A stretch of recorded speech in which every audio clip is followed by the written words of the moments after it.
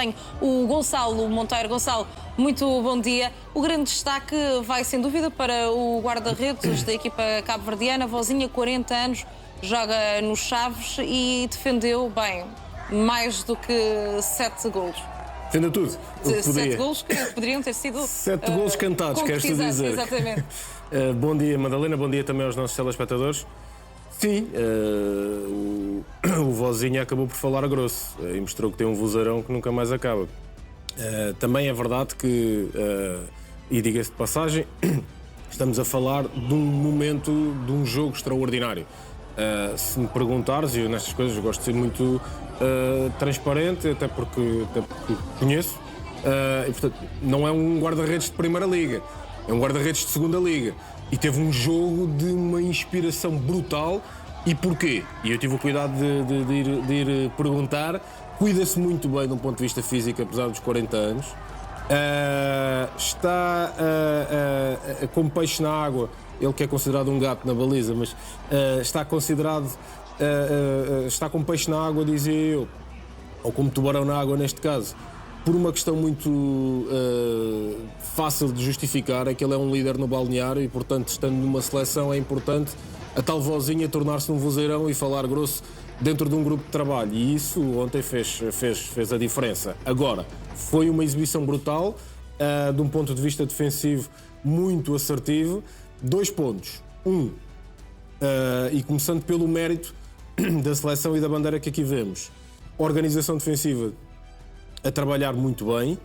2, nota-se de certa forma aqui a questão física e, portanto, alguns dos jogadores se calhar não estão subcarregados a tantos minutos, por um lado, e por outro, portanto, do ponto de vista físico, e por outro, esses minutos de utilização não foram da exigência do patamar, exigência mental e do grau de dificuldade de muitos dos jogos que os espanhóis tiveram ao longo da temporada. Ainda assim, mérito da equipa que soube ir atrás das suas próprias forças. Por outro lado, os espanhóis foi considerado muita parra e pouca uva, não é? Não interessa teres muita bola, não interessa teres muito dominador em roubar e esconder a bola ao adversário, depois não és eficaz e não tens capacidade para finalizar de forma assertiva frente ao adversário. Portanto, isto, olha, foi a primeira grande surpresa do Mundial, talvez aquela mais...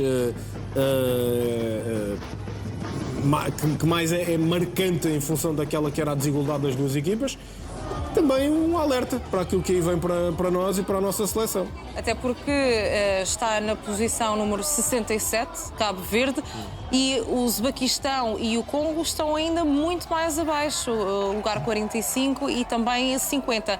Como tu dizias, é um aviso não só para Portugal, mas também para outras seleções que são vistas como favoritas, como era o caso da Espanha. Sim, o mal menor para este grupo é que foi o jogo dos empatas, não é? O grupo dos empatas, neste caso, também acabou o Uruguai com a Arábia Saudita empatado. Nesse sentido, foi um mal menor. Ninguém aproveitou esta derrapagem da Espanha.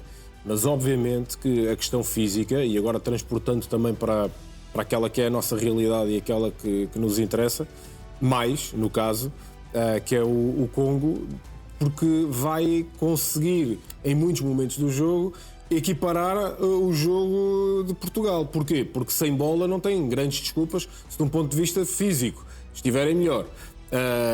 E muitas das vezes são mais fortes. Se de um ponto de vista daquela que é a organização defensiva sem bola, portanto a bola não atrapalha. Sem bola podem ser melhores que Portugal. Não é surpresa. Sem bola. O que significa que quando estas equipas, Espanha, Portugal, têm bola, têm que conseguir ser muito objetivas e não deixar a coisa ir mastigando muito, porque do outro lado também, à medida que o tempo vai passando, o balão de oxigênio vai enchendo e o crédito e o acreditar, a crença, aliás, e o acreditar começa a aumentar. Mas parabéns à equipa de Cabo Verde, o que fez foi absolutamente incrível. E até o próprio selecionador espanhol avisava que poderia ser a surpresa deste Mundial e, bem, foi logo no jogo frente à Espanha. Então, entretanto, sabemos também que hoje a seleção vai treinar de manhã, portanto, horário dos Estados Unidos, 10 horas em Palm Beach, 3 da tarde em Portugal, e nós até vamos estar mesmo a acompanhar ao segundo aqui no Now esse treino. Mas foi uma má organização por parte da comitiva, da seleção, não pensar nestes pormenores de que poderia haver, de facto, um agravar das condições climatéricas à tarde e por isso teria de se alterar os planos, ou essa alteração de planos, de facto, também não tem qualquer problema e a equipa vai se adaptando àquilo que é? Como eu disse ontem, eu não consigo dizer que foi uma má organização. Eu acho que foram pesados os pratos da balança entre as várias possibilidades e chegou-se à conclusão que esta possibilidade seria, entre o deve e o haver, a melhor. Eu coloquei inclusivamente a questão da segurança em cima da mesa, que isso não tem nada a ver com o treinador, com o selecionador, não tem nada a ver com esse lado, nem com os jogadores. Como eventualmente poder também ter tido aqui um papel importante na escolha deste local. Mas a única coisa que eu ontem referi, que a meu ver, não sei se era possível ou não é uma crítica, é aquilo que é mais surpreendente para mim, não é questão da praia, porque a praia faz todo o sentido. E eu ontem expliquei que o contexto de praia, o contexto de piscina, o contexto, nomeadamente numa época em que o acumular de minutos, como eu dizia há pouco, da seleção espanhola, é grande, a exigência emocional e competitiva é brutal e, portanto, tem que existir algum equilíbrio. Mas, obviamente, se tu não tens um relevadozinho, ainda que de menores dimensões, para tu treinares alguma especificidade, quanto mais não seja, até a preparação a 2 dias do jogo, de uma perspectiva tático-estratégica, ou seja, para preparar o adversário, nas chamadas bolas paradas, nos esquemas táticos e por aí fora, é mais difícil. Ou seja, se a tempestade de repente condicionar isso, ficas mais limitado. E, portanto, eu acho que aqui a justificação pode-se prender com vários fatores. Portanto, eu não consigo, sinceramente, criticar. Percebo a ideia, e ontem debatemos aqui, a ideia de que passa a imagem para algumas pessoas de que, olha, eles foi para a praia e de repente se o resultado não aparece, vai existir muita gente a cair em cima. Eu percebo isso. E por vezes, mais vale tentar proteger os jogadores também a essa realidade, a esse contexto. Mas se me perguntares a minha opinião, isso a mim não me choca de um ponto de vista da preparação. Ou seja, não é por eles estarem na praia ou por eles estarem na piscina que isso vai condicionar, muitas vezes até ao contrário. Mas é o quê? Uma adaptação às elevadas temperaturas, um momento de descontração que também pode ajudar na união da equipa, ou mesmo uma ativação do corpo? É tudo tudo isto? É tudo isso que tu disseste. E faz sentido no momento da época que é e na capacidade também, isso tem muito a ver com as lideranças, mas na capacidade de Roberto Martínez entender que é o melhor também para este grupo. E, portanto, isso eu aí não consigo encontrar aqui eu olhar para isto e dizer assim, o que é isto? Mas esta malta foi para a praia, foi para... Não, eu não consigo dizer isso. Agora, aquilo que eu referi ontem é, se a ideia foi, e eu creio que era, no fundo, eu creio que o Roberto Martínez disse que era para tentar também ajustar, não foi por essas palavras, mas ajustar ao ritmo circadiano, no fundo, o facto do horário do jogo e a chegada aos Estados Unidos. E, portanto, o horário caiu por terra, mas isso era algo que se calhar já era previsível, tendo em conta as tempestades, mas o adaptar o corpo ao novo fuso horário, isso é passível de acontecer. E o facto de a seleção ter tido tão poucos treinos em território norte-americano, neste caso em Palm Beach, isso não pode condicionar também os jogos que vão ter daqui para a frente? Não, acho que não. Porque eu não consigo dizer, não estou lá. Agora, tens tanta gente competente na seleção que eu não acredito que isso não tenha sido tudo pensado. Eu não quero acreditar que alguém tenha colocado no jogo das probabilidades só a preparação, que é, vamos acreditar que não vai haver tempestades. Eu não quero acreditar nisso. E, portanto, aqui aquela reflexão que eu fazia era, o jogo até vai ser num ambiente fechado, e, portanto, o jogo vai ser num estádio fechado. Não vai ter essa dificuldade. Aquilo que eu acho que se calhar foi maior dificuldade para a seleção era encontrar, por exemplo, um relevadozinho que tivesse uma maior proteção, ou até não sei se era possível ou não, nem sei se naquela área é possível encontrar algum relevado que possa ter, não digo fechado, mas possa ter aqui uma cobertura, possa ter uma maior privacidade para trabalhar o lado tático-estratégico do jogo.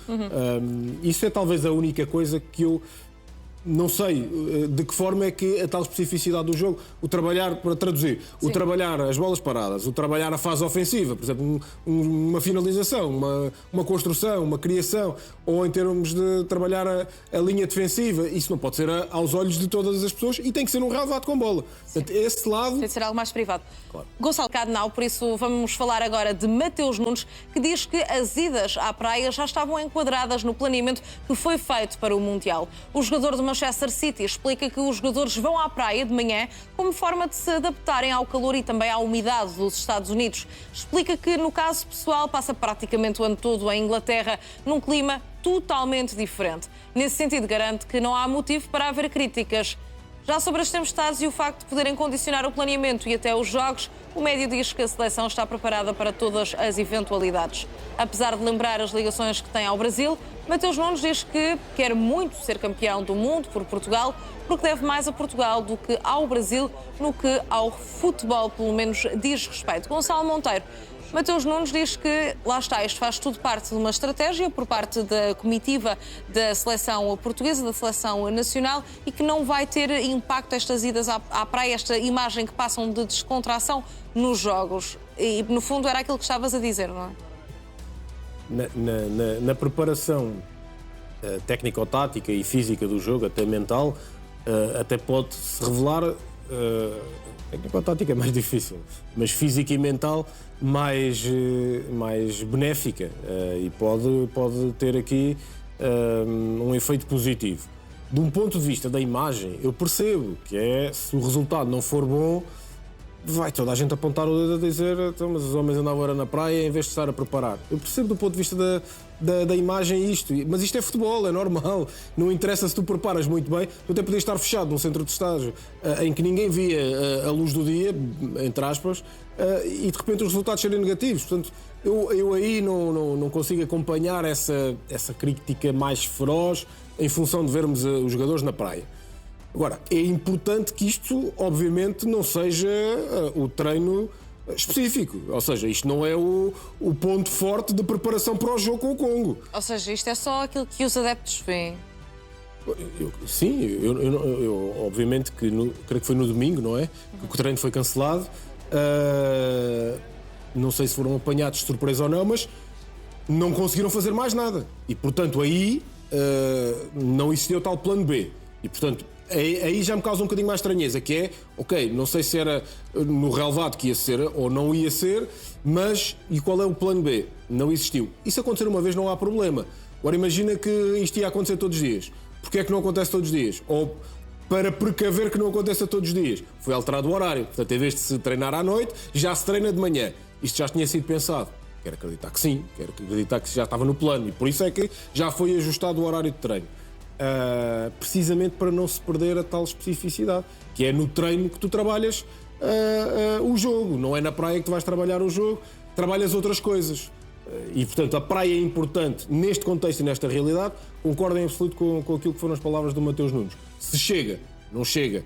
Se vão ser massacrados, se o resultado for negativo, talvez aí o Mateus Nunes tenha dito algo que ele próprio não acredita, que é, obviamente, as vozes críticas vão se levantar se estas imagens depois não corresponderem a vitórias. Muito bem. Benfica vai investir para dar reforços de peso a Marco Silva no ataque ao mercado de transferência também, tendo em conta que é uma posição que temos abordado pelo menos há um ano, desde o último mercado de verão. Sim, isso não vai depender tanto do novo treinador, ou fosse ele quem fosse, era uma exigência para o próximo treinador escolher. Agora, vai, obviamente, ter a possibilidade de escolher um perfil daquilo que procura.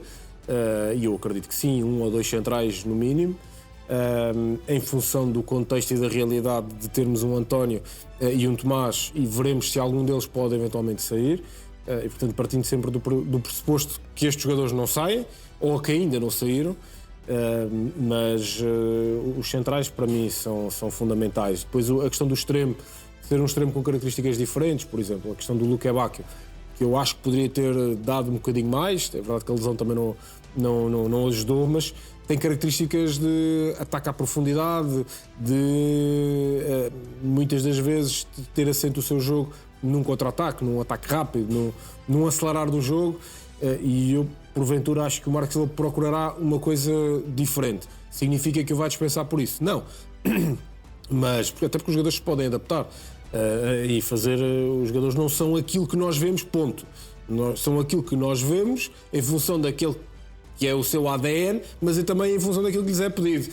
E se um treinador pedir coisas diferentes, pode ser que o jogador até consiga dar resposta numa realidade diferente e até ser melhor. É isso que o Marco Silva espera do Sudakov?